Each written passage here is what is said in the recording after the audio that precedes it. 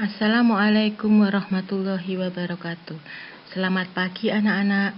Tetap semangat, tetap jaga kesehatan, patuh pada protokol kesehatan. Setelah kita mempelajari tentang partikel penyusun benda, atom, molekul, senyawa, marilah kita lanjutkan pelajaran kita mengenai molekul penyusun tubuh makhluk hidup. Selanjutnya silahkan kalian perhatikan pada gambar tayangan berikut. Di sana nampak proses fotosintesis yang terjadi di dalam kloroplas, yang mana di dalam kloroplas terdiri dari klorofil. Dan nampak di situ bahwa molekul klorofil tersusun atas atom-atom. Selanjutnya kalian perhatikan baik-baik beberapa senyawa dengan atom penyusunnya. Klorofil merupakan senyawa yang tersusun atas beberapa atom, antara lain karbon, hidrogen, oksigen, nitrogen, dan magnesium.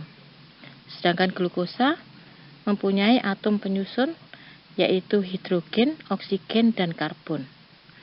Atom-atom penyusun glukosa sama seperti pada karbon dioksida dan air. Glukosa yang merupakan hasil dari fotosintesis memiliki zat yang berbeda dari zat asalnya, yaitu karbon dioksida dan air. Glukosa berbentuk padat, berasa manis, karbon dioksida berbentuk gas dan tidak berasa, sedangkan air berbentuk cair dan tidak berasa. Bisa kita simpulkan bahwa molekul yang menyusun zat terdiri dari dua atom atau lebih yang dapat berikatan melalui proses kimia dan dinamakan ikatan kimia. Pada CO2 terdapat satu atom karbon yang mengikat dua atom oksigen dan terdapat dua ikatan kimia antara atom karbon dan oksigen. Pada H2O, satu atom oksigen mengikat dua atom hidrogen dan terdapat dua ikatan kimia yang mengikat atom hidrogen dan oksigen. Ini adalah contoh model ikatan kimia pada CO2. Di situ antara oksigen dan karbon terjadi ikatan kimia.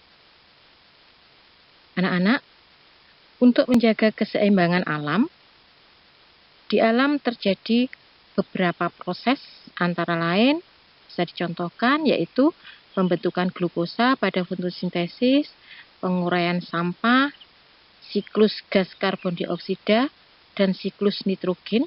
Itu adalah merupakan contoh dari proses kimia yang terjadi di alam dengan tujuan untuk menjaga keseimbangan alam. Zat-zat kimia yang diperlukan makhluk hidup ada yang disediakan oleh alam, ada yang dibuat oleh manusia melalui proses kimia dalam industri. Selanjutnya coba kalian perhatikan perbedaan struktur senyawa amilum pada kentang dan selulosa pada pensil. Amilum disusun oleh molekul berantai panjang. Rantai panjang disusun oleh unit sederhana yang disebut glukosa. Antar molekul glukosa dihubungkan oleh oksigen dengan ikatan glikosida. Amilum dan selulosa mempunyai molekul penyusun sama, yaitu glukosa, tetapi ikatan antar molekulnya berbeda. Selulosa adalah zat yang keras. Jika dikonsumsi manusia tidak dapat dicerna oleh tubuh. Sedangkan amilum dapat dicerna dan dijadikan sebagai sumber energi. Setiap senyawa memiliki rumus molekul yang menunjukkan jenis atom penyusun dan perbandingannya. Manfaat ion bagi dunia kesehatan.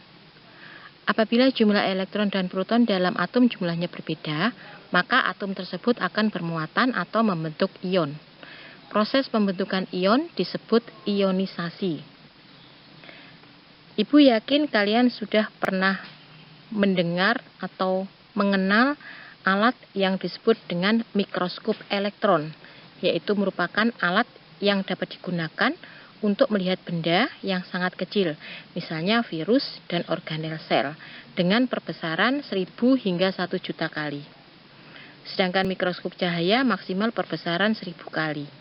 Pada mikroskop elektron, berkas elektron digunakan sebagai pengganti cahaya. Kemampuan pembesaran elektron diakibatkan oleh pendeknya panjang gelombang dari elektron, yaitu 100.000 kali lebih kecil daripada cahaya tampak. Dan gambar yang dihasilkan tidak berwarna. Bisa diperhatikan di sini hasil gambar mikroskop cahaya dan mikroskop elektron, di mana paramecium dan didinium sebagai objek. Nampak jelas bahwa dengan menggunakan mikroskop elektron, kita bisa mengamati objek dengan lebih jelas.